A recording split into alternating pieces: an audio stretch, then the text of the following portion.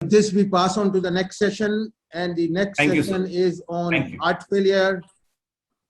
The chairpersons for this session are Dr. W.S. Santraj from Sri Lanka, Dr. Dayasagar Rao from Hyderabad, and Dr. Ashish Malhotra from Raipur. Dr. George Koshi will be talking on new pathways for management of heart failure. All of us know George Koshi is a senior consultant cardiologist, Cosmopolitan Hospital, Trivandrum. He's an honorary cardiologist to the Governor of Kerala, former professor and head Department of Cardiology at the Government Medical College, Trivandrum, former director of Kerala Heart Foundation, former president of the Kerala chapter CSI, ICC, IAE, and Intervention Council of Kerala, and he has many publications to his credit. He has a masterly approach of slowly unmasking the depth of the problem.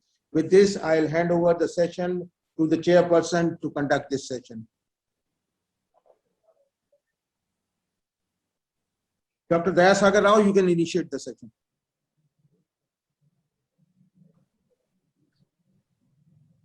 Dr. Dayasagar Rao, you can start the session. Your audio is not clear. Dr. Dayasagar Rao, you can initiate the session. Unmute the computer, please. Yeah, okay. I think, am I audible now? Yeah. Okay. The therapy of congestive heart failure has changed over the past few decades. From the days of diuretics and digoxin to AC inhibitors, MRAs and beta blockers. And in the last decade, we have got access to ARNI and SGLT2 inhibitors, which have changed the mortality, recurrent hospitalization, and quality of life. To tell us more about the new therapies of heart failure, we have none other than George Koshi, who's going to talk about us on new pathways in management of heart failure. Dr. George Koshi, please. Thank you, sir. And let me express my gratitude to Dr. P.C. Manoria for this kind invitation. We know that basically there are three important pathways in heart failure: the sympathetic nervous system, the renin-angiotensin-aldosterone system, which we recognized long back, and now we know the importance of the natriuretic peptide system. And that is why the beta blockers, which act on the sympathetic nervous system, the RAS inhibitors acting on the RAS pathway, and now we have the ARNI, which act on both the RAS system as well as the natriuretic peptide system. The ACE inhibitors generally are preferred over the ARB, and we know that we should start with a small dose, be aware of the issue of first dose hypotension, gradually step up to the maximum tolerated dose or till the target dose is reached. Combination of ACE and ARB not generally advisable. ARB, one important point, there are only 3 ARBs for which we have evidence in heart failure. Maximum evidence for valsartan, then candesartan, and to some extent losartan. Other sartans like telmisartan, olmesartan, asilsartan, they are good in hypertension, but no evidence in heart failure. And beta blockers, again, 3 important beta blockers for which we have evidence: carvedilol, metoprolol succinate, and bisoprolol. Please understand that nebivolol is distinctly inferior and should be used only if conventional beta blockers are not tolerated, because the mortality reduction is not very much statistically significant. And start with a small dose, gradually step up to the maximum tolerated dose, and patients should be reasonably stable and euvolemic without intravenous inotropic support. And the initial transient deterioration can happen, and the dose can be reduced if required, and then slowly it can be stepped up. And we know about this important information: the success in failure. Without any medical treatment, the 2-year mortality of heart failure is 35%. We were telling that with triple treatment, it can be reduced to 1/3. By triple treatment, we meant beta blockers, the ACE inhibitors, and spironolactone or eplerenone. But now we know that with 4 drugs, namely ARNI, beta blockers, MRA, and SGLT2 inhibitor, mortality of 35% can be brought down to 9.5%. So very, very important information. It can be reduced to 1/4. Heart failure is a progressive disease with deterioration in the cardiac function and quality of life. This we discuss very often. Progressive cardiac injury leads to worsening myocardial dysfunction. So there is nothing like stable heart failure, because patients with heart failure always carry a residual risk for hospitalization and sudden cardiac death, even when minimally symptomatic or totally asymptomatic. So it is very important that we treat them properly with the available medical drugs. And the Paradigm Heart Failure Trial, which we have discussed many times, published in 2014, a comparison of ARNI with enalapril in people with heart failure, reduced ejection fraction, EF less than 40%. Very significant reduction in cardiovascular mortality, and first hospitalization for heart failure. 20% reduction with a very significant p-value, and the number needed to treat is just 21. And with ARNI, we have the advantage of sacubitril and the advantage of valsartan. Because of the valsartan, suppressing the RAS-mediated effects, so reduces vasoconstriction, reduces sodium and water retention, reduces ventricular hypertrophy, remodeling, reduced aldosterone, reduced cardiac fibrosis, every advantage. And the beneficial effects of sacubitril, enhancing the cGMP-mediated effects of natriuretic peptide, leading to vasodilatation, increase in natriuresis and diuretic effect, reduces proliferation, and a lot of other beneficial effect. And when you look at ARNI and the mode of death, every modality of mortality is reduced. Total mortality reduced by 16%, cardiovascular mortality by 20%. What is very striking, sudden cardiac death reduced by 20%, worsening heart failure again reduced by 21%. So a very, very important information.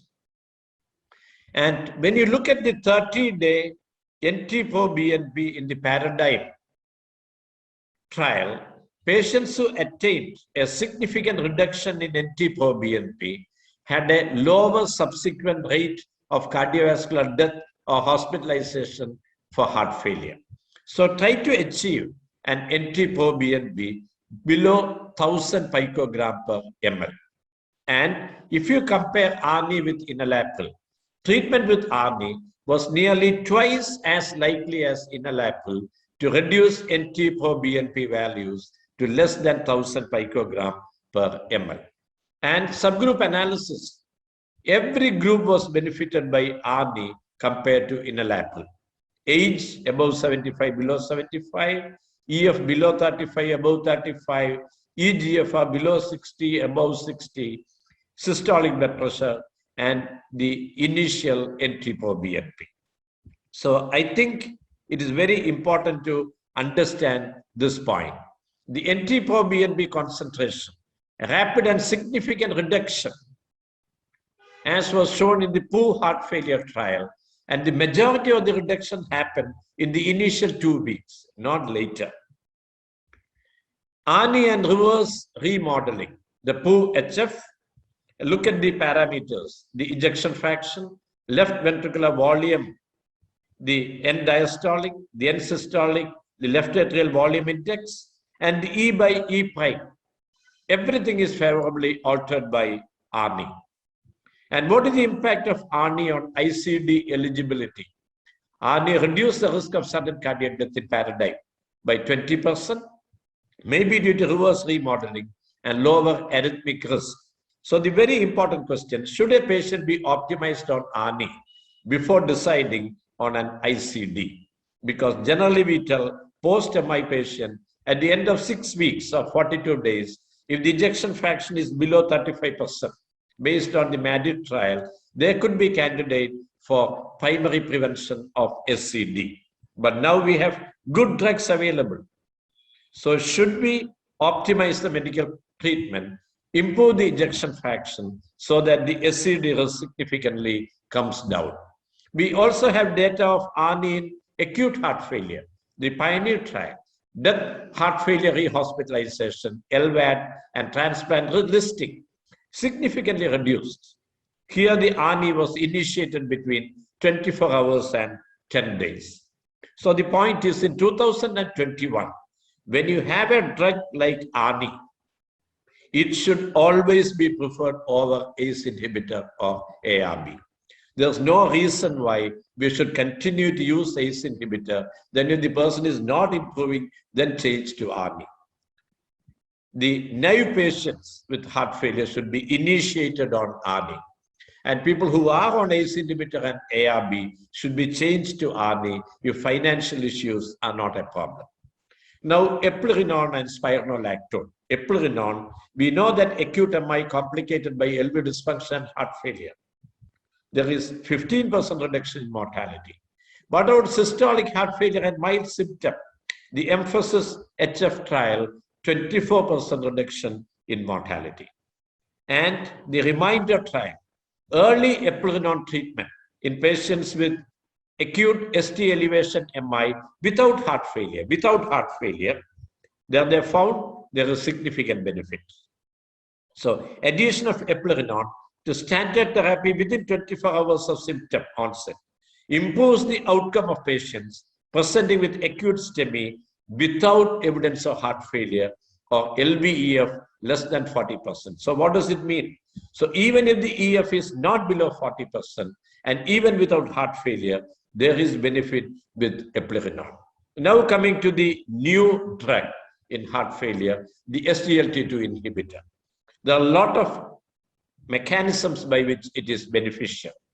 They improve the ventricular loading, reduced afterload, reduced preload, improved myocardial energetics, very important, the ketosis, because of the reduced insulin, increased glucagon, lipolysis, weight loss, then increase in the hemoglobin, increased EPO production, increase in hematocrit, everything contributing to improved myocardial energetics, and improved cardiac calcium handling, improvement in the interstitium. So a lot of beneficial effect. And we know the DAPA-HF trial, the important point is, look at the cardiovascular mortality, 18%. Worsening of heart failure event, 30% reduction. Statistically, highly significant. The point was, only 45% of the people were diabetic, 55% were not diabetic.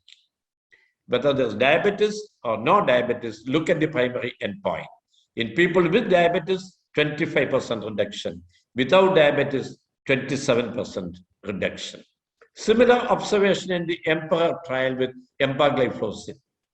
And the curves start diverging very early, even within 3 to 4 days. And look at the hazard ratio, highly significant, 0.42. 0.67, 33% reduction. And we have some data of empagliflozin in acute heart failure. The EMBA Response AHF trial, small trial, but significant benefit. Risk reduction for heart failure, worsening, readmission of mortality over 60 days. So this is beneficial, not only in the chronic phase, but also beneficial in the acute phase. The other added advantage, serious kidney events with empagliflozin versus placebo, end-stage kidney disease or sustained profound decrease in GFR, significantly reduced by SGLT2 inhibitor. And if you compare these drugs, the dapagliflozin and empagliflozin with the ARNI, look at the number needed to treat. With ARNI in the Paradigm HF, it is 22. Whereas in the EMPEROR reduced, it is just 19. And in the DAPA-HF, it is just 21. And a lot of other advantages for the SGLT2 inhibitor, no electrolyte abnormality, No issue of hypokalemia, hyponatremia, hypomagnesemia, or metabolic acidosis, nothing of that sort. And the other point I mentioned, the other advantage is once daily dosing is enough. 10 milligram, whether it is DAPA or EMBA, single dose, no issue of dose titration. You don't have to start with a small dose and then gradually step up the dose, similar to what you do with ARNI or beta blocker.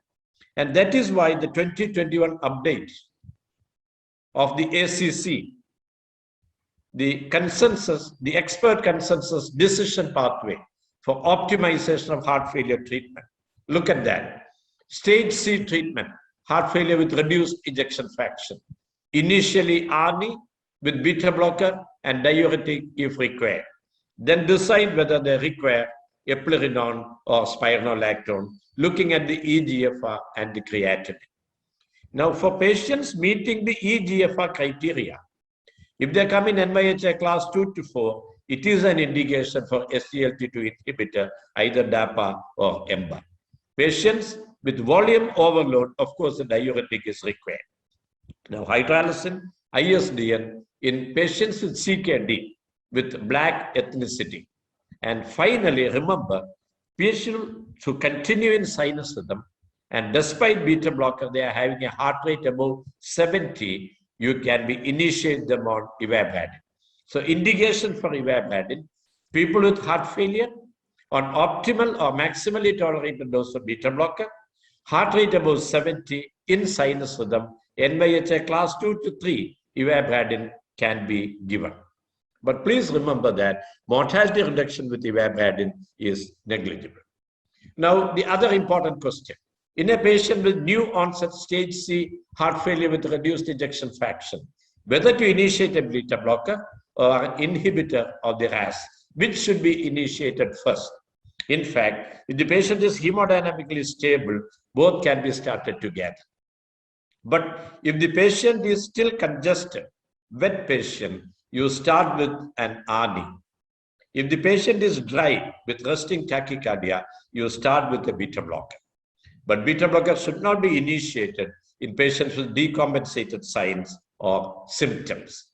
Now coming to something very new, initially suggested by Milton Parker and McMurray, which came in circulation, rapid sequencing algorithm for foundational therapies in patients with heart failure and reduced ejection fraction. Earlier, we were telling you introduce the drug slowly, then over a span of 3 to 6 months, you step up to the maximum tolerated dose. But this is the new suggestion which has come. Step 1 will be beta blocker with SGLT2 inhibitor. Then you add the RAS inhibitor. If possible, ARNI. And step 3, a mineralocorticoid receptor antagonist by spironolactone or eplerenone. But the important point is all 3 steps to be achieved within 4 weeks. Unlike the ACC guideline, all 3 steps to be achieved within 4 weeks. And up titration to target doses can be done later. And this has been endorsed by the Canadian Cardiovascular Society, the combination therapy, the foundational 4, and the foundational therapy includes a beta blocker, MRA, ARNI, and an SGLT2 inhibitor. So initiate first, then titrate. Initiation of all 4 foundational therapies should be attempted before the dose titration.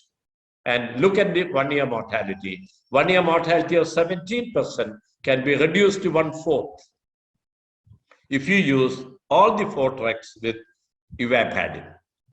So by 4 drugs, you can reduce it to 1/4. Simultaneous initiation of beta blocker and SGLT2 inhibitor should be the step 1. That is their suggestion. There are some points to be discussed. Beta blockers, most effective and rapidly acting option to prevent sudden cardiac death. Most likely to benefit left ventricular remodeling in long-term treatment, but it can produce fluid retention and early worsening of heart failure.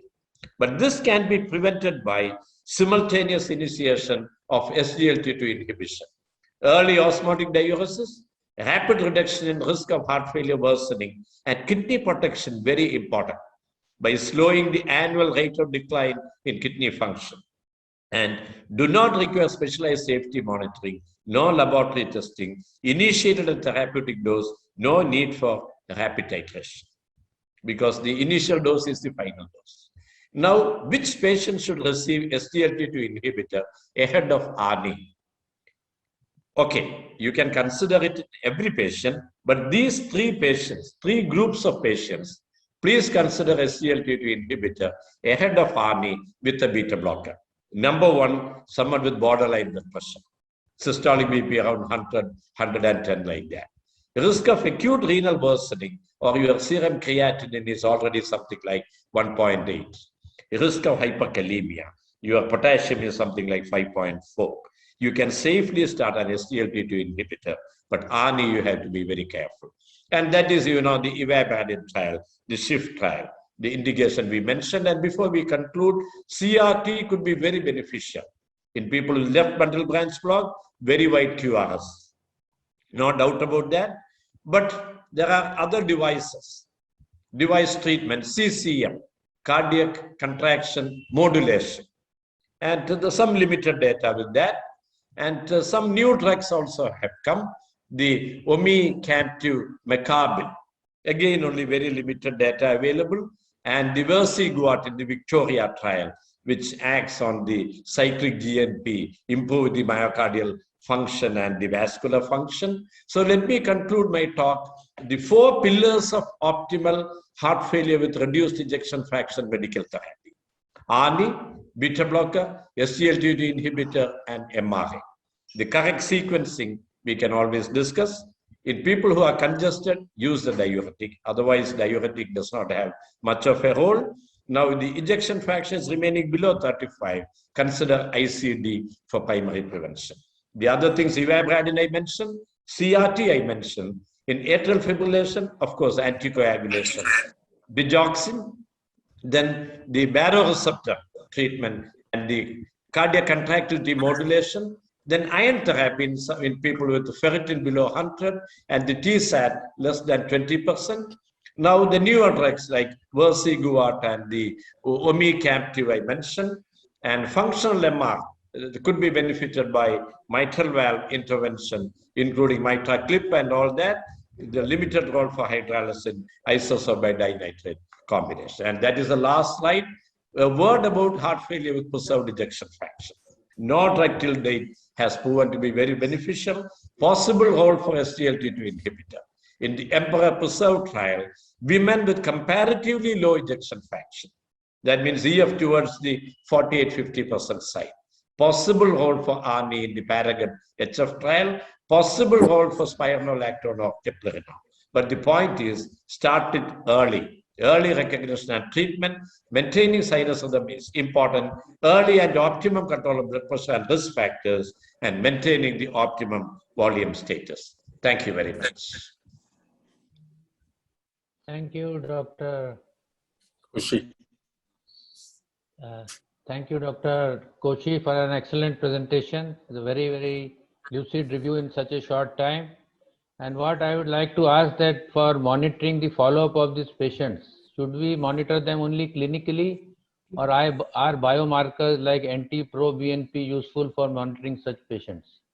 No, in addition to the clinical assessment, NT-proBNP is very useful, so that at the time of discharge, if the NT-proBNP is lower level, if you can achieve an NT-proBNP below 1000, it is very beneficial, because they will not require recurrent hospitalization.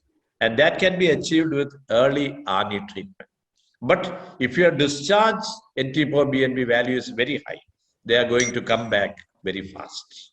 Only thing, it's a bit expensive, but biomarker is useful in the follow-up of people with heart failure. Dr. Santraj, your comments?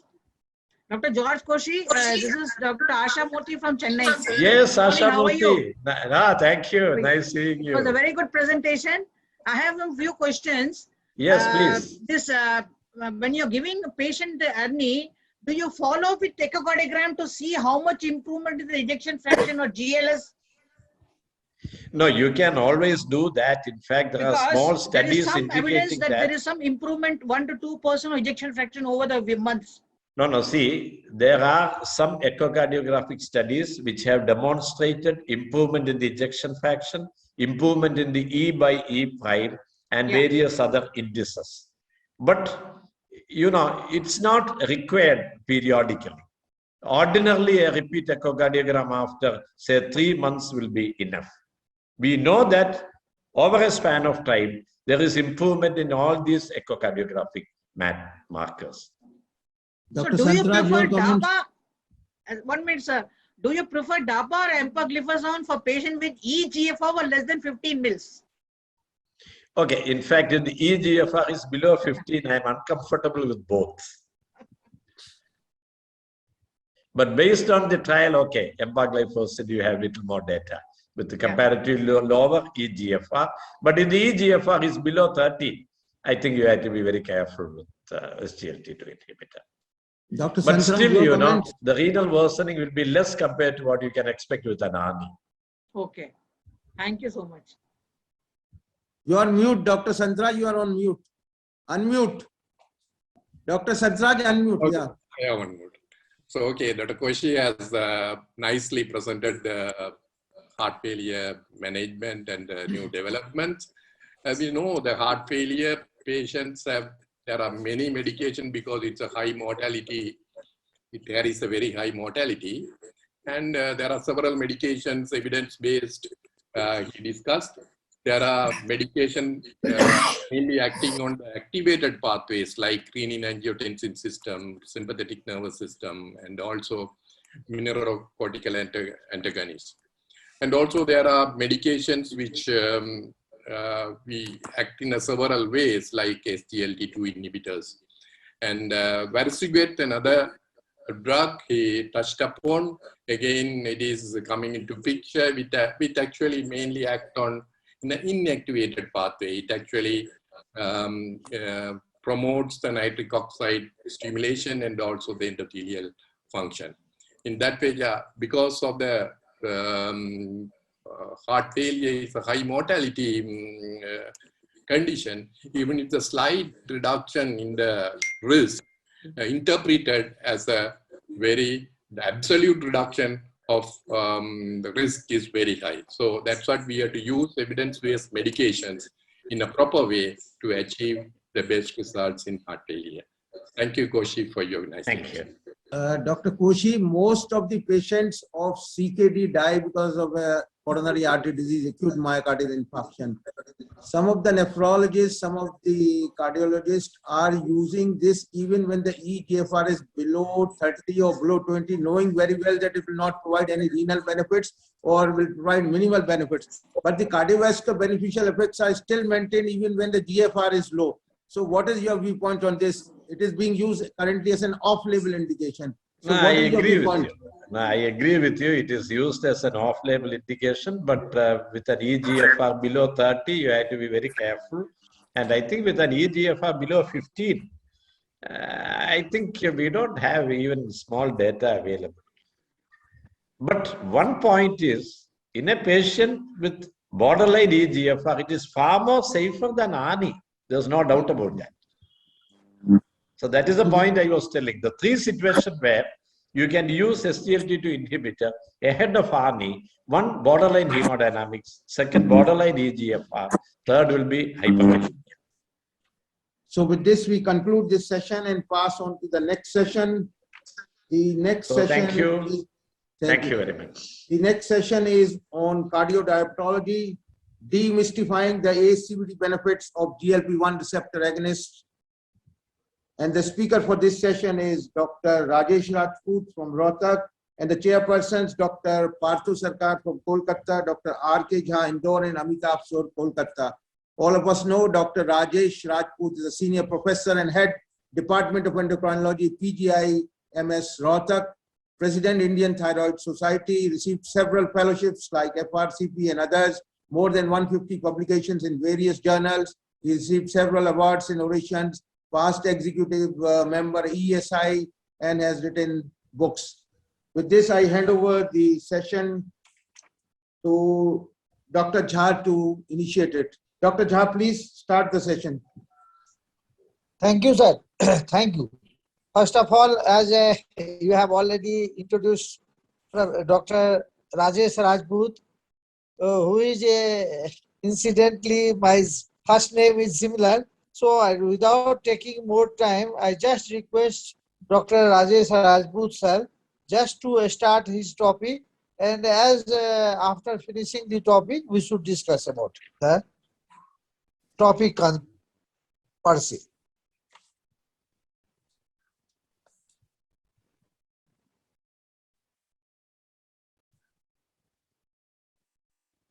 My slides are visible now? Yes, sir, your slide. Yes, Okay. sir, yes.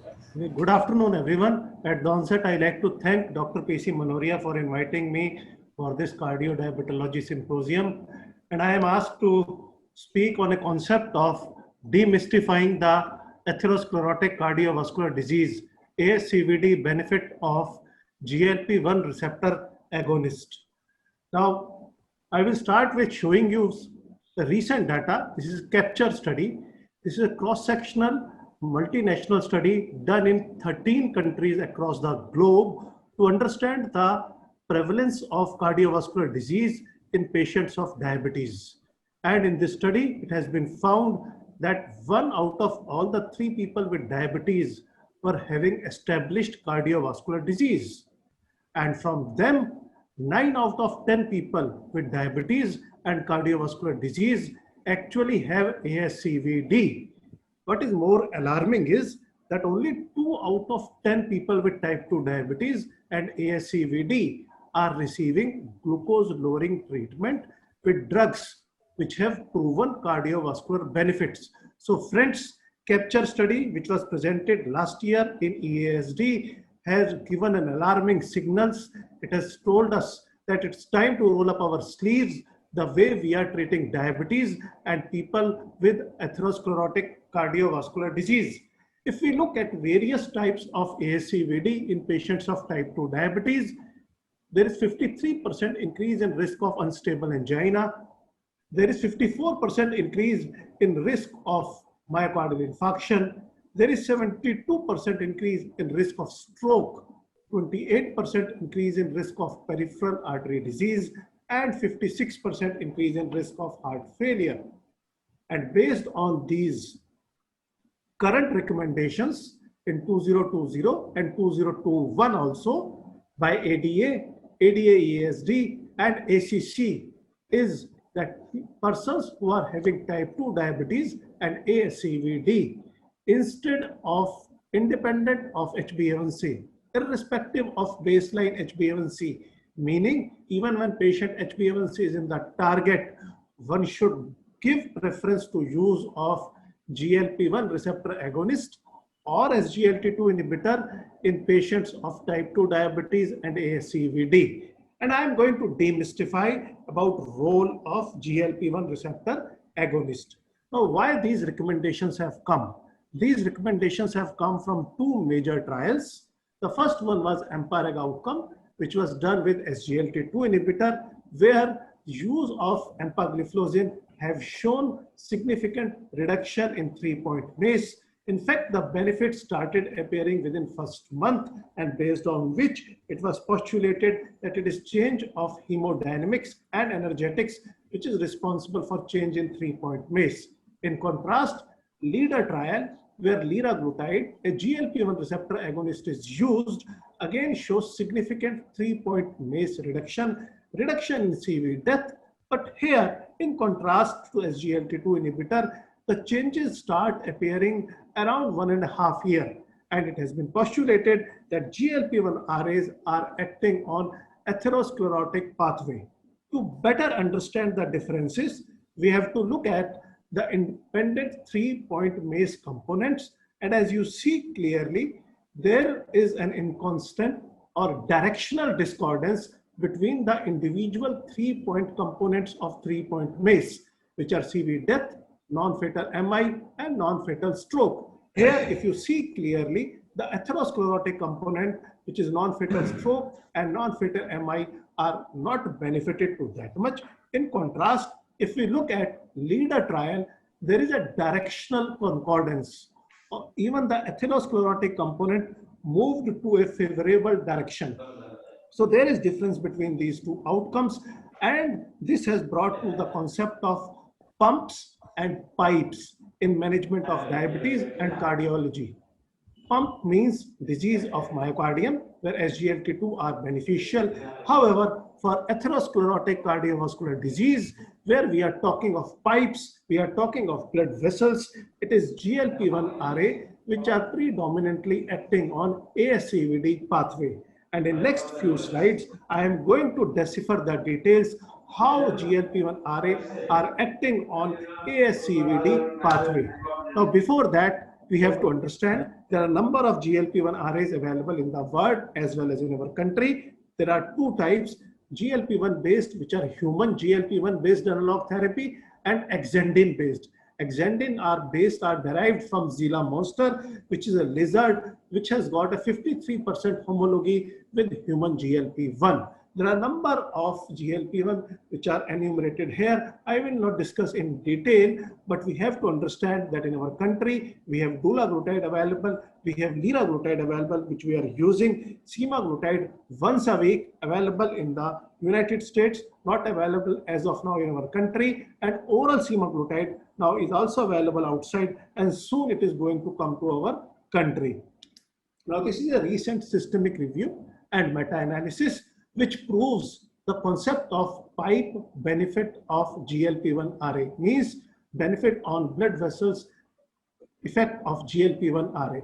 In this meta-analysis, they have included all CV outcome trials with a different type of GLP-1 receptor agonist.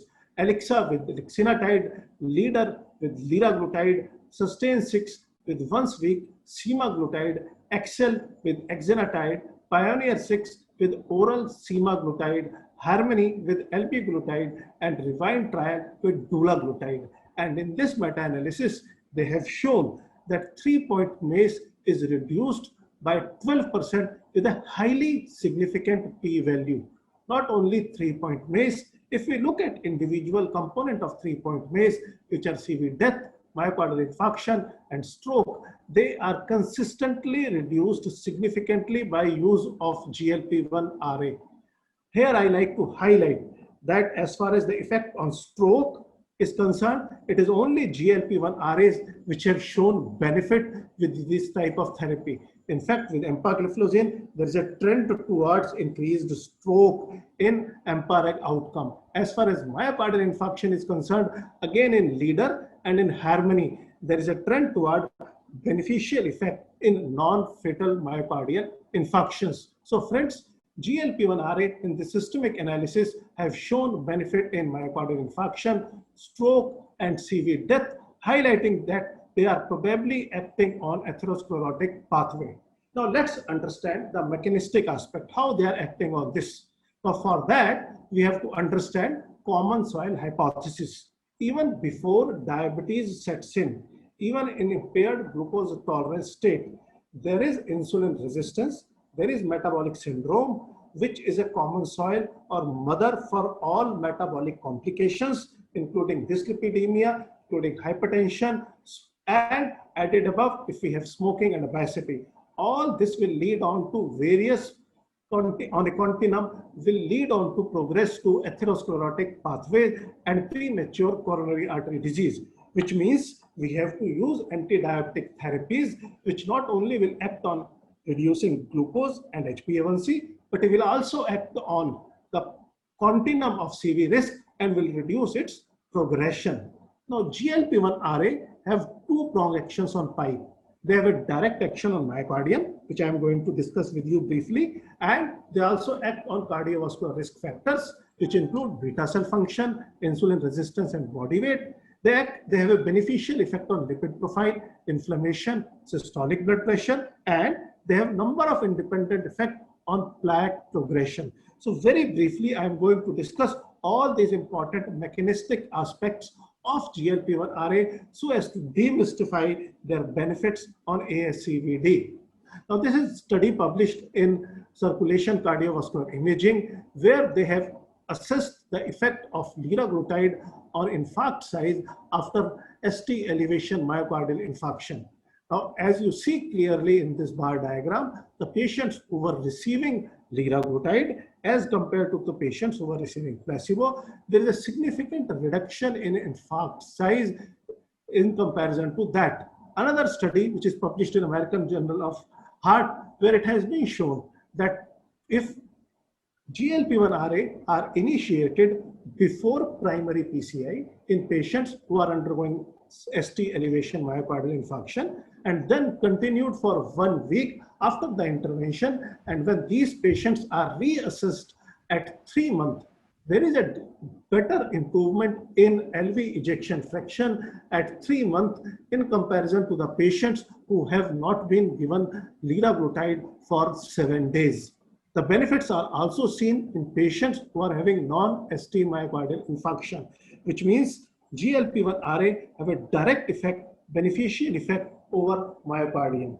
If we look for the benefits of GLP-1RA on beta cell function, it has been hypothesized in the past that there is no therapy to regenerate the dying beta cells. However, it has now been recognized that GLP-1 receptors co-localizes with insulin in pancreatic beta cell, and it has been shown that GLP-1 receptor stimulation will reduce beta cell apoptosis and increased islet insulin.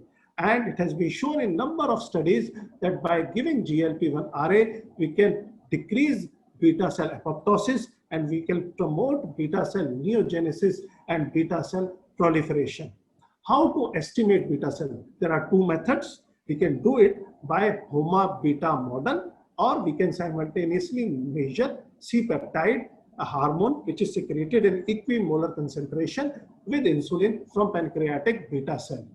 Irrespective of the stage of diabetes, if we add liraglutide in patients who are having type 2 diabetes, it has been found that there is improvement in HOMA beta function as well as C-peptide, indirect measurement proving that liraglutide brings about improvement in beta cell function. Another very important problem in patients of type 2 diabetes is obesity or overweight, which is rampant. And all of us know, as an ethnicity, as an Asian Indians, we are more metabolically obese. And if we reduce your body weight by 5%, it is beneficial not only in improving glycemic control, but even in reducing number of cardiovascular risk factors. Now, these are number of studies done with various GLP-1RAs, and across the spectrum, if you see, varying from 2 to 5 kgs, there is loss of weight. In real world practice, we have observed up to 8 to 10 kgs of loss of weight with use of GLP-1RA.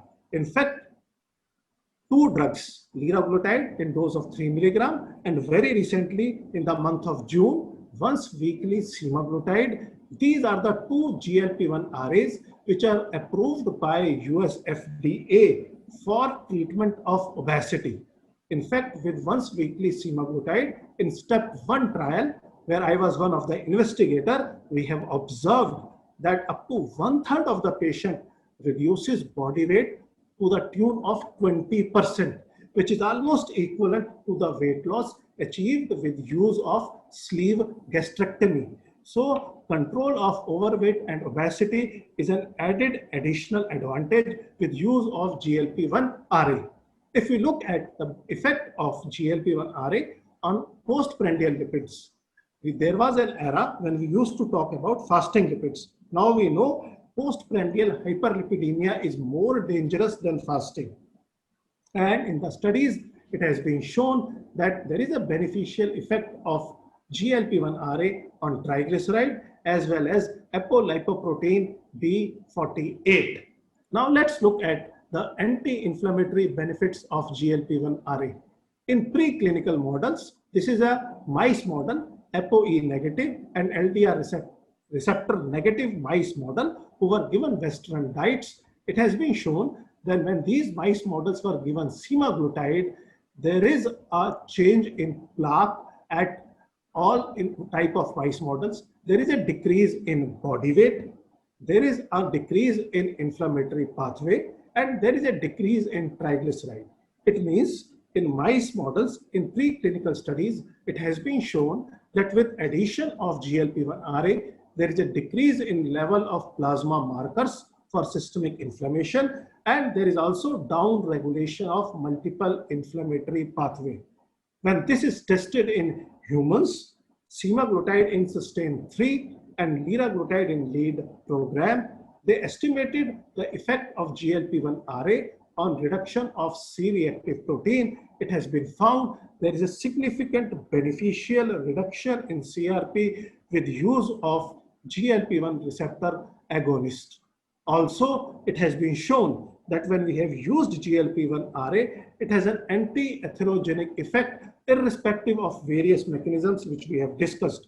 As you see in this cartoon, in patients who were on GLP-1RA, LDL crosses intimal layer of blood vessel where it reacts with reactive oxygen species converted into oxidized small dense LDL particle taken up by monocytes converted into macrophages, which releases pro-inflammatory cytokines, which also reduces production of nitric oxide, which produces vasodilatation. Now, there is co-expression of GLP-1 receptors in endothelial cells, monocytes, macrophages, and smooth vascular cells. So if we give patients GLP-1RAs, these pathogenic mechanisms are halted. There is decreased secretion of pro-inflammatory cytokines. There is increased production of nitric oxide. All these are beneficial in preventing progression of atherosclerosis. In a proof of concept study in patients of type 2 diabetes, patients of type 2 diabetes are compared with normal persons as well as those diabetic patients who were not given GLP-1 receptor agonist. And as far as inflammation is concerned, oxidative stress is concerned, it is significantly reduced in patients who were given GLP-1RA. Not only inflammation is reduced, the collagen content of atherosclerotic plaque is increased in patients who were given GLP-1RA, meaning thereby making atherosclerotic plaque more stable. So there are a number of pathogenic pathways through which GLP-1RA are beneficial. Lastly, there is a study on carotid intima media thickness in patients with type 2 diabetes, where it has been shown that after 8 months of usage in comparison to control, there is a significant improvement in carotid media thickness. Now, GLP-1RA also reduces your systolic blood pressure to the tune of 2 to 5 millimeter, and these small reductions of systolic blood pressure are highly beneficial. So friends, to conclude with, GLP-1RA, when used in patients of type 2 diabetes, are actually going to alter the course of CVD continuum through multiple mechanisms. They increases the glucose uptake by heart in place of free fatty acids. They provide vasodilatation and improved smooth muscle tone. They reduces ischemic injury. They reduces infarct size, provides improvement in LV function, reduces cardiac remodeling, and in fact, in meta-analysis, even GLP-1RA have shown reduction in heart failure hospitalization by 9%. They reduces number of CV risk factors, including hypertension, dyslipidemia, obesity. They brings about reduction in inflammation as assessed by CRP level.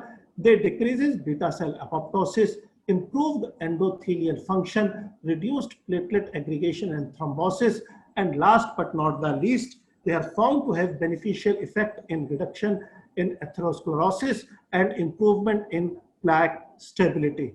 Thank you very much.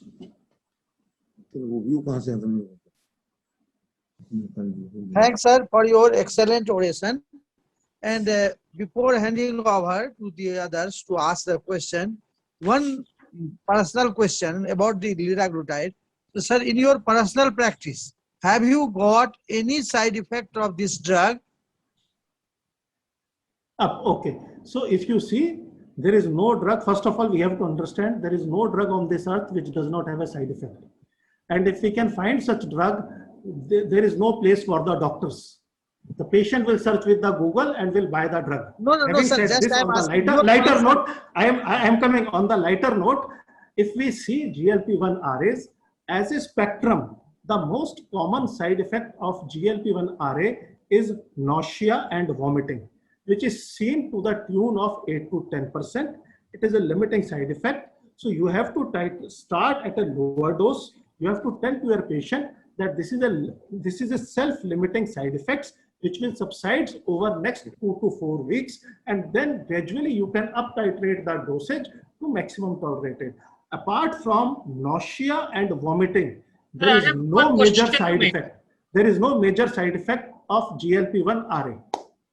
Dr. Rajesh from the HERST, I have one question to make. Please, the one by one. HERST, in the preface writes that Pardon? if all the drugs in the world had to be thrown deep in the sea, it would have done so much damage to the fish deep in the sea and good to the humanity. This is by HERST. Yes, yes. Dr. Rajesh, this is Dr. Asha Murthy from Chennai. Yes, ma'am. I have a question from you. Patient with COVID coming with uncontrolled diabetes. Yes.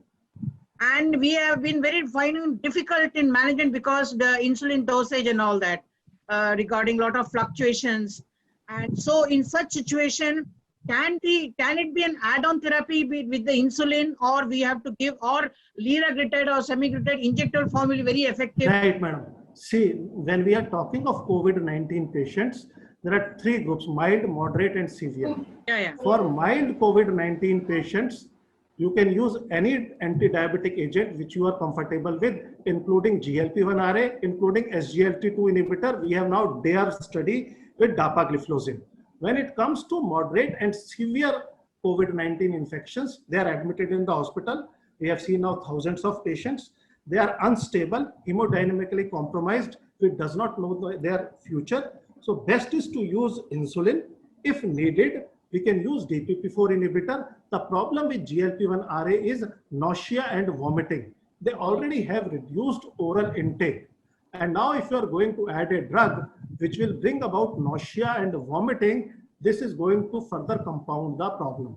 So because of that, presently we are not using, there is no data for use of GLP-1 RA in patients with COVID. Soon we are going to have an oral GLP-1 receptor agonist, which is semaglutide. As of now, we do not have study, but people are going to use it. So future will tell us how safe they are to be used in critical care illness. Dr. Amitabh, I have one question to make to Dr. Rajesh Rajput, sir. Hanji, please. Sir, thank you for the wonderful presentations. I want to ask you that whether before initiating liraglutide, do you routinely screen for retinopathy immediately before initiating, or you don't do so? Excellent question.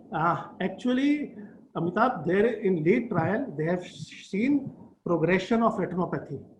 Now, it has been attributed to aggressive or control of glucose in patients of diabetes. Whether it is directly related to liraglutide or because of aggressive control of glucose. Remember, any patient who is having uncontrolled glucose with retinopathy, if you rapidly bring down glucose levels, it will cause exacerbation of retinopathy. Same is postulated with liraglutide. Direct effect of liraglutide, nobody knows. FOCUS is an ongoing trial. It's a 5-year ongoing trial where researchers are now trying to look the direct effect of GLP-1 RA on retinopathy. So as of now, as a routine standard practice in diabetes, we actually do a fundus examination of all our patients of diabetes. And if they have proliferative retinopathy or they have macular edema, first it has to be treated before aggressive control of diabetes will be taken care. Dr. Rajput, how early you can initiate liraglutide in acute myocardial infarction? And if the patient is already on prior liraglutide, he develops acute myocardial infarction, will you continue or you'll stop it? Ji, sir. So as I have shown you the data, if patient is on prior liraglutide and develops myocardial infarction, it has been found that there is a reduction in infarct size in that group of patient which is receiving liraglutide. So there is no need to stop liraglutide when patient develops myocardial infarction. As far as when we should start it, in any patient who is hemodynamically stable, means does not requiring any intervention, I personally believe we can start GLP-1 RA even before discharge of the hospital. What is, in your opinion, the future of oral semaglutide? So future of oral semaglutide is very bright. One of the biggest limitation in acceptance of GLP-1 RA is injectable therapy. Now, once we are going to have peptide in the pill, this is known as peptide in the pill, semaglutide. Once we are going to have it in lot of people where they are not accepting because of fear of injection, they are going to accept it. Cost is going to be a major concern. Another major issue is we do not have dedicated CV outcome superiority study as of now with oral semaglutide. Pioneer 6 is a non-inferiority pre-market authorization study where it has proved its CV safety as well as shown in exploratory outcome beneficial effects on reduction on CV death and all-cause mortality, which are very, very exploring, and based on that, SOUL study is currently going on. I am one of the principal investigator and some of you might be participating in that. So SOUL is semaglutide, oral semaglutide is going to be a wonderful addition to therapeutic armamentarium for treatment of type 2 diabetes. Patients of hypothyroidism is to be put on oral semaglutide. How to adjust the dose? Absolutely. So this is a tricky question. During clinical development program of oral semaglutide, it has been found that there is a change in serum level of T3, T4, TSH in patients of hypothyroidism. However, it does not reach to a level where it results in overt or subclinical hypothyroidism. So we can use both the drugs together. It is not. Tell something. Who is Dr. Rajput, I have 2 questions. Hello. Hello. My question is that 2 sets of algorithms are in the circulation now, one from the ADA-EASD and another for ESC, European Society of Cardiology, regarding these 2 novel groups. Yes. And there is some discordance between 2 algorithms. What is your take on that? What is the discordance? That's what I have found. This is mainly 3P MAGE related. The ADA and the EASD. The European Society of Cardiology didn't give much importance on this 3P MAGE. They are mainly, yes, please. They are mainly. So please continue what you are saying. They are mainly. Now they are, but the ADA and EASD is more concerned with the 3-point maze, different outcome effect. But European Society of Cardiology, most of the areas they have mentioned, it is the early second line after metformin and to mainly decrease the microvascular complication than other things. So some discordance between the diabetologists and cardiologists. Okay. Is there any consensus? Your opinion? There is no discordance between cardiologists and diabetologists. We all are brothers and sisters. There is no discordance. Now, European Society of Cardiology actually says that in patients who are having ASCVD in presence of diabetes, even before metformin, you can start GLP-1 RA or SGLT2 inhibitor. And they have a logic in saying that. And last, I think 2 months back, Dr. Manoria has organized a CME program where I have deliberated on this topic only, whether metformin should be put to the graveyard. So if we see the history of metformin, the basis of metformin is a very small 300 patient data, and that not to even a dedicated CV outcome study. So we does not have any hard endpoints to suggest that metformin should be used first, then we should use SGLT2 or GLP-1. ESC says, European Society of Cardiology says you directly use these drugs. In contrast, the diabetologist and endocrinologist in ADA believes that in patients of diabetes, insulin resistance is a core defect, and there is no drug which can take care of insulin resistance as effectively as any other drug available as of now. So we cannot get away from use of metformin. Apart from that, 3-point MACE is always a component, whether we are talking of ADA or whether we are talking of European Society of Cardiology. So it is just a perspective from which angle we want to look at these guidelines. But the our aim in diabetes is also to increase the longevity of life. Metformin, no hard data, except for some small. End-stage renal disease, which one is preferred? End-stage renal disease, SGLT2 or GLP-1 agonist is Excellent less question. than No, Excellent question. In end-stage renal disease, we have data with liraglutide. We have data with dulaglutide, where it can be used up to eGFR of 15 ml. There is no dosage reduction is required.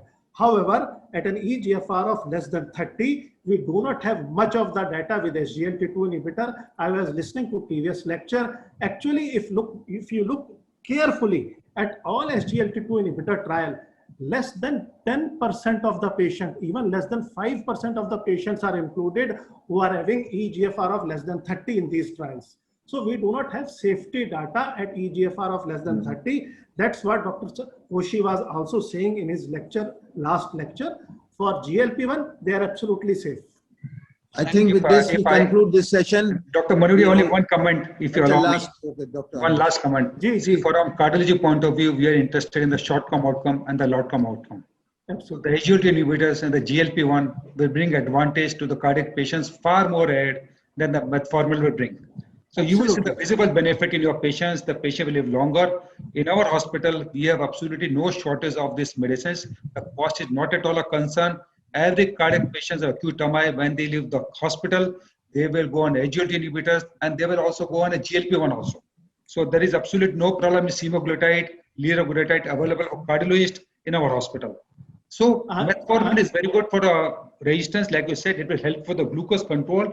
But the outcome of metformin regarding cardiovascular benefits was only seen in, you can say, Wikipedia's. Other trials did not address this point much. So we are using actually all three patients. If the patient needs the stage, he requires empagliflozin and he requires liraglutide, he also needs metformin, and the GR will not allow us to use metformin in the practice. I echo your sentiment, sir. The current concept of thinking in endocrinology is that if cost is not a concern, irrespective of the fact patient is having cardiac disease or not, all patients of type 2 diabetes right from day one should receive metformin, GLP-1RA and SGLT2 inhibitor. Fantastic. There is no confusion on this. Absolutely, I echo your sentiments. With this, we conclude this session, and the next or the last session is on Thank you very much. Advanced echocardiography, new techniques in echocardiography, 4D in intracardiac echocardiography. The speaker for this session is Dr. I.B. Vijayalakshmi, and the chairpersons are Dr. Amrish Agarwal, Dr. Asha Murthy, and Dr. Sunil Verma. Dr. Vijayalakshmi is Professor of Cardiology, Bangalore Medical College, and PSSM by Multi-Specialty Hospital, Bangalore. She started the first pediatric cardiology department in Karnataka way back in '98. She's pioneer interventions in pediatric cardiology, excellent teacher for last 3 decades with brilliant career, and author of a monogram on acute rheumatic fever and rheumatic heart disease, and step-by-step to echo in congenital heart disease. Editor of textbook, A Comprehensive Approach to Congenital Heart Disease, and published the Vijay Echocardio Criteria for Diagnosis of Acute Rheumatic Carditis. Received several awards and orations. With this, I hand over the session to Dr. Amrish Agarwal to conduct. Dr. Amrish, please. Yes, thank you very much, Dr. Manoria. I mean, we all know Dr. Vijaya. She has been with us for such a long time in all the meetings. She is an excellent speaker. We all know that, and we can also add on the personal note that she is an excellent Sanskrit. She knows, and she knows a very excellent in shlokas and many other talents which his time will not us to permit. And Dr. Vijayalakshmi will speak about the newer techniques in echocardiography, 4D and intracardiac. And this intracardiac echoes is a very, very important technique for intracardiac interventions, particularly EST closures, transseptal approaches. And the 4D echo is very important. The reason is that the structural heart disease is now the big front of cardiology. So the structural heart disease, you cannot just do without any assessment of 3D or 4D, even for that matter, even a live model reconstruction. Dr. Vijay, all stage is yours. Dr. Vijayalakshmi, before you start, I just wanted to thank Dr. Manoria for giving me the important session, for chairing this session of Dr. Vijayalakshmi. And I thank you very much for giving the wonderful opportunity. And I also welcome Dr. Amrish Agarwal, my co-chairperson. And just to add on this CV which Dr. Manoria has spoken, I just want to say that few words about my close friend, my good friend, which is joined in pediatric cardiology and echocardiography for the last 40 years. And she is also a recipient of a lifetime achievement from Dr. APJ Abdul Kalam, President of India. And she is going to speak on this this new topic of 2D. You know, as you know that echocardiogram has revolutionized from M mode to 2D to 3D, and also finally we have intracardiac echocardiography, which will give all the management of valvular heart diseases, the imagings, the management of electrophysiological study, RA ablations, and device closure sizing. So more and more detail, Dr. Vijay will speak about this technique. So I request Dr. Vijay Lakshmi Suresh to start her talk on this thing. Thank you very much for Dr. Thank you very much. I would like to thank Dr. Manoria and also thank Dr. Agarwal and Asha for very kind words. But however, I know the two things are very difficult in this world. One is doing the Kailas Parvata Manasarovar Parikrama. The second one is speaking just before the lunch as the last speaker. So like a tail ender, you can't hit out or get out. So I would like to speak about the new techniques in the echocardiography because I have done the parikrama, but I don't know how I'm going to do in this. So the technology of echocardiography has grown by leaps and bounds. Echo has become an essential part of diagnosis, pre, peri, and post-procedural management of various cardiac disorders, particularly with the pre-surgical planning, guidance of catheter intervention, and functional assessment of ventricles, especially the right ventricle, which is very difficult. The use of intracardiac echocardiography also can help reduce the use of fluoroscopy and extra radiation dose during the EP procedures, both for the patient as well as the doctors. The echocardiography has evolved as the imaging modality of choice for the diagnosis of ASD, PFO, and also plays important role in planning, guidance, and follow-up of the successful transcatheter closure. With advance in echocardiography technology, the imaging options have extended from 2D echo to the transesophageal echo to 3D, 4D, transthoracic and transesophageal, and now we have intracardiac echocardiography with the 3D, and which provides a unique complementary to the fluoroscopy. So with the technological refinement and advancement, one can see the echo in 4D, that is time is the fourth dimension, and see the motion in a single beat as well as if we are looking into the heart from the any side, any angle, and it is amazing. 4D echo is a real-time motion of the heart that is described as the fourth dimension, and hence it is called as the 4D. When you look at the 2D, it looks like a old era of a black and white classic movie. And when you came to the 3D, there were so many workshops, so many hands-on training and cropping and chopping and everything. And that was like a multicolored era. But now 4D echo in a single beat, you get the whole echo picture in a jiffy. And this does not require any cropping or anything. And as a result, as on today, in the past, we were struggling hard to get the rims and to know the AST size and whether it is possible, suitable or not suitable. And today, the echo, 4D echo is so handy that you can see the AST from the RA side or from the LA side, and you can know what shape and what size it is. And this is about 10-12 years back when there was a small residual shunt. I worried at that time, but today no more. We can see that before putting the device, we can see the shape, size, and the whole rim of all aspects of the AST.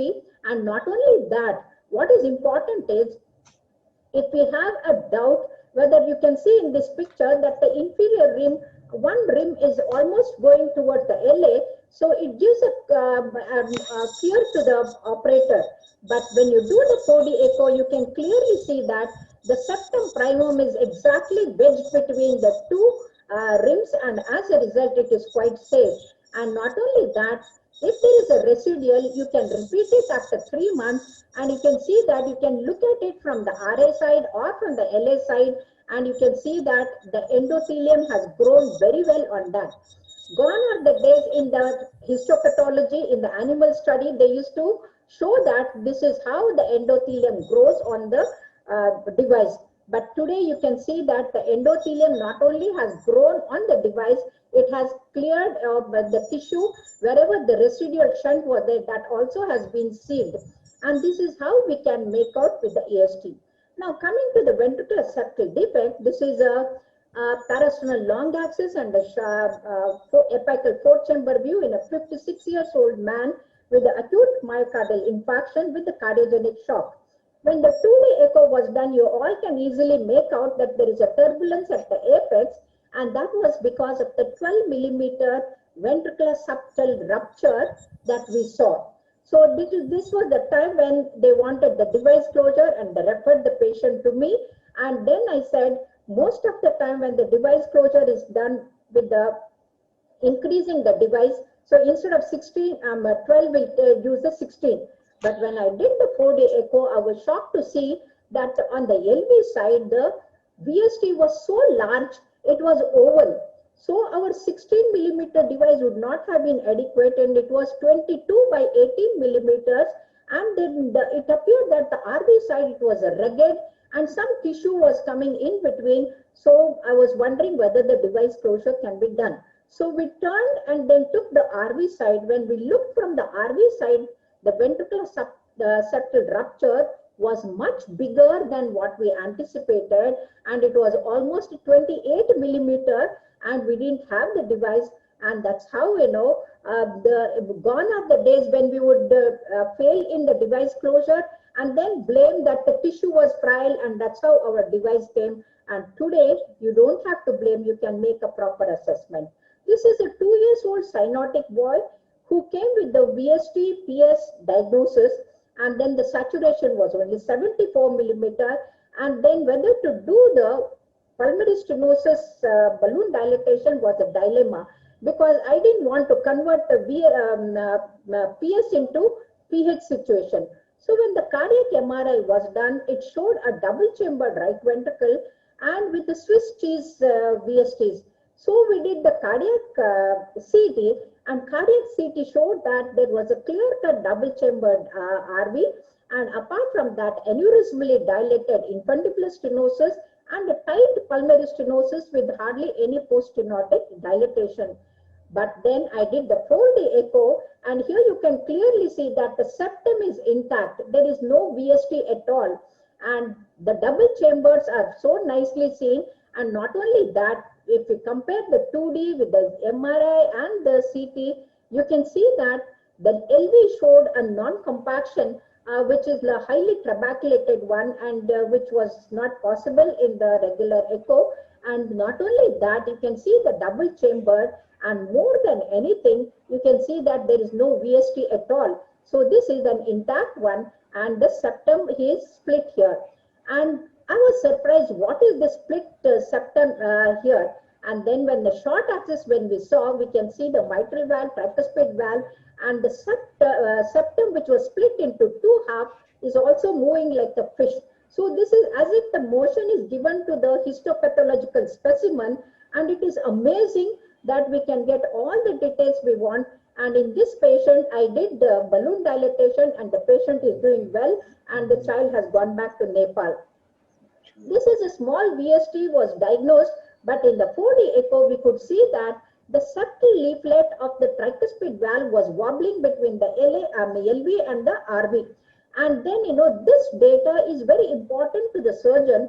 Otherwise, this patient will have the tear or the cut in the tricuspid leaflet and causing the TR, post-surgical closure. So this is how the details can be given to the surgeon to make the right choice and the right treatment. And this is the parasternal long axis view. You can see here that you are seeing the RA as well as the LA. And in the left atrium, you can see a septum. This is the port triatrium sinister. And at the same time, you can see the coronary sinus opening there and the capillary muscles of both in the RV and the LV. And you know, it is so much details are given to the surgeon. And this is the case of port triatrium dexter. That was the sinister, and this is the dexter. it is now called as the divided right atrium by Bob Anderson, because they wouldn't like to call it as a quadratum. It is a divided right atrium. So if the divided right atrium, it has fenestration, the patient survives. If there is no fenestration, there will be stasis and thrombosis. And now we can see from the RA roof also, this is the SVC opening into that, and then the fenestration is nicely seen in the membrane. And with the color Doppler on 4D echo, you can see that the flow is absolutely normal. So it is unlikely to have any thrombosis. Now coming to the complications of any congenital heart disease, this is the looking red, angry looking vegetation, which is a fresh vegetation. Whereas after 2 to 3 weeks of treatment with the antibiotic, when you repeat, you can see that it is a whitish one, and that is a healed vegetation. So in between, you can see the multiple vegetations which will be partially healed. So you can make out whether it is a fresh vegetation, partially healed, or the healed vegetation. And the LV, all parameters we can get in the 4D. And what is important is getting the RV function evaluated is extremely difficult, because it has got the 3 parts: the inflow, the apex, and the RVOT, the infundibular portion. But with the 4D echo, you can get all the parameters that you want to know, right from the end-diastolic volume to the end-systolic volume, ejection fraction, the stroke volume, and not only that, the TAPSE, everything you can get it in one go. And this is amazing. So anyone who would like to assess the right ventricular function or the left ventricular function, this is the best. Now moving on to the intracardiac echocardiography. Intracardiac echocardiography, which is in short called as the ICE, is a unique invasive imagery modality. All the echocardiography, whatever the type, they're all non-invasive, but the ICE is the only one which is the invasive one, and which provides a high resolution real-time visualization of the intracardiac structures. Most recently, 3D and the 4D volumetric ICE system has also been developed with the potential for greater anatomic information and the and promising role for the structural intervention. And not only that, today the indications for ICE have expanded from just PFO or AST closure to the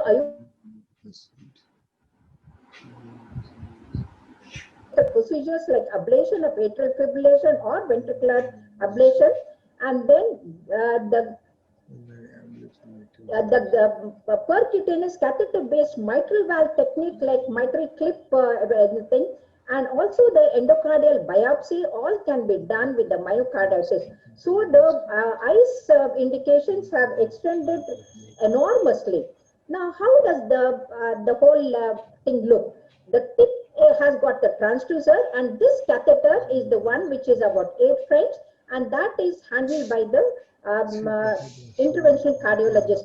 Whereas the other end of it is given in a sterile way to the either the anesthesiologist who handles or the echocardiographer, and this has got the 3 knobs to adjust the tip of the catheter.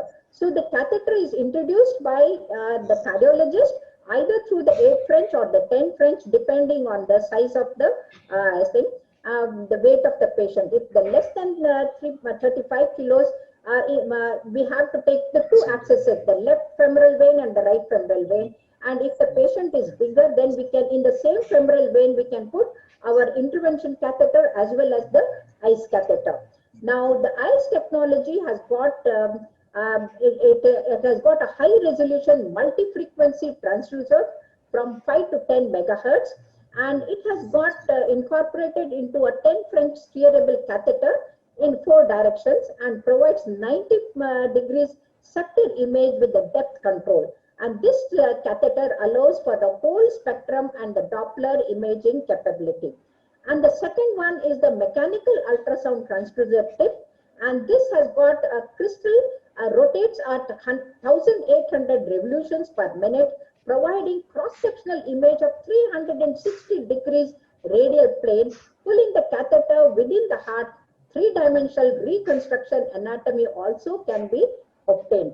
So this is the home view where the the tip is kept in the middle of the right atrium parallel to the spine, and that is the one where you get the whole of the tricuspid valve and other things. So in this view, the whole of the right atrium can be studied, and whatever details we want, you can get. In the second view, that is the septal view, in this position, the tricuspid valve, right ventricular inflow tract and outflow tract all can be seen. So here, just turn the catheter tip to the lateral wall, and that is how you get the whole picture of the inside. And this is literally better than what we get on the transesophageal. And here you can see that making the diagnosis of PFO, we struggle a lot. And that too, we don't even see the flaps properly. And look at the beautiful picture of the eyes in the long axis, where you can see the two flaps literally closing on each other and making a long tunnel. And a long tunnel of a PFO is difficult to close it, and then where we have to use the other devices. So here you can see that this is ICE catheter trying to close the PFO, and here you can see that beautifully this is the ICE catheter inside, and then you have the guide wire, and then over which the device is put, and then literally we can, as you are doing the fluoroscopy, and simultaneously we can also see the echo picture. So the device, whether it is sitting properly or not, whether there is a residual and what it is, everything. So you have two pictures. One is of the fluoroscopy and other one of the eyes. But whenever there is a complex PFO, like the long tunnel that I showed, more than 8 millimeter, multiple fenestration thing, and additional defect, the all these things, it is very difficult. And many a times when you have a thick intra-atrial septum, it becomes difficult to decide where to puncture. And you can see that in this portion, the septum is so thick, and here it is relatively better. And this is the ICE one. You can literally, the tenting is because of the needle is trying to puncture the thinnest portion. So this is how the ICE can guide you for making a better puncture. And this is from Toronto. Dr. Malan has donated this. And here you can see that inadvertently the catheter has broken, and it is in the left atrium. This is the catheter which is broken in the left atrium, and with the assistance of ICE, and that was retrieved from this.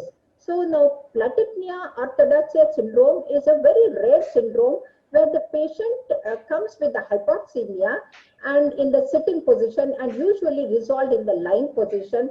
And invariably these patients are thought to be because of the PFO or AST causing the right to left shunt, causing the cyanosis.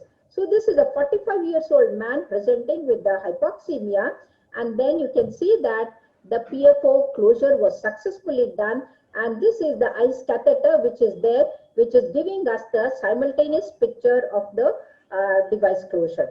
Now the third one is the ICE from the RV side. With the 3D echo, you can have the whole reconstruction, and as a result, it is an ideal choice for any ablation to be done.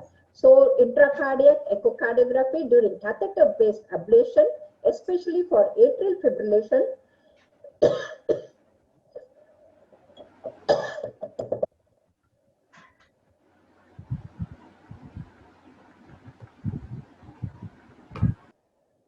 is excellent.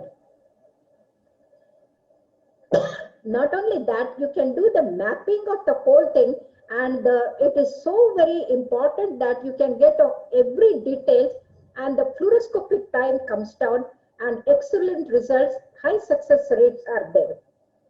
Apart from this, left atrial appendage imaging is very difficult, and here even the closure is more difficult. And here you can see that especially with this is the ICE catheter, and then we have made a puncture and gone to the other side, and you can see that the left atrial appendage closure is done with the device, and this gives actually like how the surgeon sees before doing the surgery. We are seeing the whole structure before doing the procedure.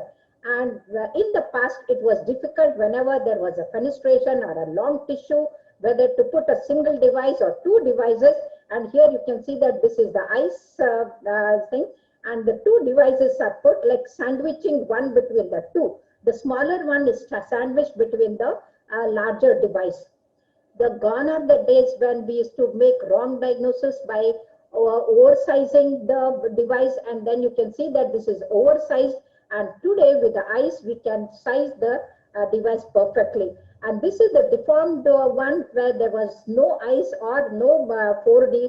And today we can make out, we can avoid these complications, and especially the thrombosis on the device, having a catastrophic result on the table like pericardial effusion with the oversizing.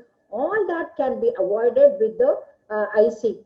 And if we have a transesophageal echo, which was done in the past, then you can see that transesophageal echo exactly comes on the device where you are putting, and as a result, you don't know the details. Whereas when you do it with the eyes, the clarity is so much, nothing comes to obscure your picture, and as a result, you get the excellent result. So there is no TE probe to obscure. ICE reduces the fluoroscopic time both for the patient and the operator. And as a result, if you look at the future perspective, future challenges include higher image resolution, reduction of catheter size, because right now we are using 9 to 10 French catheters. So the size has to come down, and then the 3D technology is going to add up to the whole new thing. And apart from arrhythmia, the use of ICE during the interventional cardiac procedures has several advantages compared to the transthoracic and transesophageal. And also in comparison to the transesophageal, the discomfort to the patient requiring the general anesthesia and all that can be done on the local anesthesia itself, it can be done. And just you don't have to have anyone else, just an assistant doing the echo to showing you the images is enough. So to conclude, friends, automated 4D views, no cutting, no cropping. So automatically in a single beat, you get the whole picture. Live cropping with the real-time natural image, 4D appears like a child's play. You can see the defect from right side, left side, above, below, and any side, RV side, LV side, RA side, LA side, and it is so amazing. New ICE technology is an invasive image for better success for the various procedures. ICE and the 4D now enable easier interpretation of the images from more realistic the surgeon, as if the surgeon is looking in the same way the cardiologist can look into the picture and do the procedures. So ICE provides a high quality near field image of cardiac structure, allowing the operator to work within the patient's anatomy and not fight with them, because we were getting into problem in the cath lab without knowing what is happening. If the tissue is caught in between the catheter and the device, we used to pull and then cause injury, but now no more. We can literally see what is happening. So from 2D, we moved on to the 3D, and now 4D is so absolutely fantastic, and ICE is precise and accurate, and that's how we know the complications are less, and it is so attractive. But remember one thing, whatever looks attractive can cause a disaster when you are distracted, and this is how, yes, and that's how it can happen if you do not know how to operate the things. So new techniques reduce the incidence of crash in the cath lab, and that is Kurt Amplatz, the guru, a great person whose devices are used all over. And thank you very much for your kind and patient hearing. And I thank Dr. Manoria for giving me an opportunity to speak about this. Thank you very much. Thank you. Just unmute. Thank you, Vijayalakshmi Suresh, for an excellent presentation. And it was such a showing beautiful pictures of 3D echoes and plus with the intracardiac echo. And it was very informative, and it is a light opening for all of us to see the intracardiac echocardiogram, because it is an invasive imaging program, imaging pictures. And I just wanted to ask you a few questions that can it be compared to transesophageal echocardiogram, because this is also showing a good picture. Actually, it could be complemented 2D echo. But T is almost equivalent to your intracardiac echo and this thing. Asha, that's exactly what I showed. When you put a transesophageal echo, someone else has to operate on that, and usually the anesthetist will be doing, and the probe comes exactly at the site of your interest. Where you are operating at that place, your T probe is there. And if you ask them to pull it up, your image goes out. So that problem is not there with the eyes. Okay. Dr. Sunil Verma, your comments? Dr. Sunil Verma. That's a very nice presentation, madam. I am highly thankful to you, and good afternoon, everybody. It's working with new advanced technology camera. The new technology is always welcome, and the intracardiac ultrasonography is really very helpful to interventional cardiologists. And there are so many applications. Like we do not know actually the volume is the missing thing with the 2D echocardiograms that we perform usually. The time and volume addition of time and volume addition in the 4D technology is really helpful. We can see the images what we are not knowing previously, and we can identify what are the things. Here, one thing I would like to tell. Yeah, sure, madam. The amount of time that we were wasting with the 3D, training and hands-on, that is not there. You just put the probe with the GE, and then immediately it is exactly like doing the 2D, and you get the 4D picture. One knob has to be pressed. That's all. Yeah. The things that are lying behind the walls, there are vegetation, the tumors, and the things that are of interest for the surgeon. We can get that. Sometimes surgeons got amazed what we are find on the OT table, and you can tell them beforehand with this technology, and that's helpful for them also. They also feel very comfortable with the findings that you tell them. Especially the chordae, or what you say, like your straddling of the papillary muscles, especially AV canal defect. All these things, the details can be given to the surgeon as if he's looking into the structure. Dr. Vijayalakshmi, how cost effective it is? So the 4D echo is not very costly. No, intracardiac echo. Intracardiac is expensive, and that's why when I was trained with the Zia Hijazi in Chicago, he was already using there. But in our country, it has not become popular because one, the size is too big. The two, it is costly. And so apart from the device closure, the patient has to pay for the catheter. Yeah, disposable. Think about this, the T versus intracardiac probe for the structure interventions has been there on and off people, but the main disadvantage of the T is that when the patient's in the supine position in the cath lab, usually the patients will not tolerate a probe without anesthesia. So most of the people will require a light sedation or a deep sedation with a general anesthesia. Whereas the intracardiac echoes, the patient can be actually talking to you during the procedure. And its cost is not the constraint for the intracardiac echo. For the adult patient, at least for the adult interventions, then you can really use the intracardiac probe. One more advantage, you can really manipulate inside the atria, which the T will have limited views. But the intracardiac echoes you can really manipulate, and you can see it's very good, fantastic for ASD interventions. Correct, sir. And especially for the ablation, for the electrophysiologist, it has been a boon for them. The whole thing can be reconstructed. So, Dr. Vijayalakshmi Suresh, you have to do ICE in a cath lab, right? Yes, it is in the cath lab.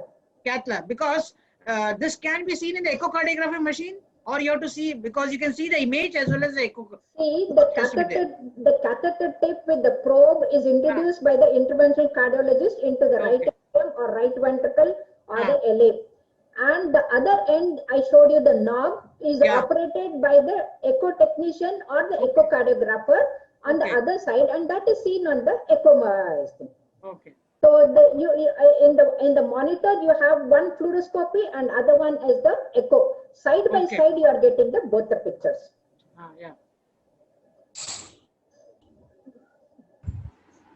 I think if there are no more questions, we conclude this CME program and hope to meet you again.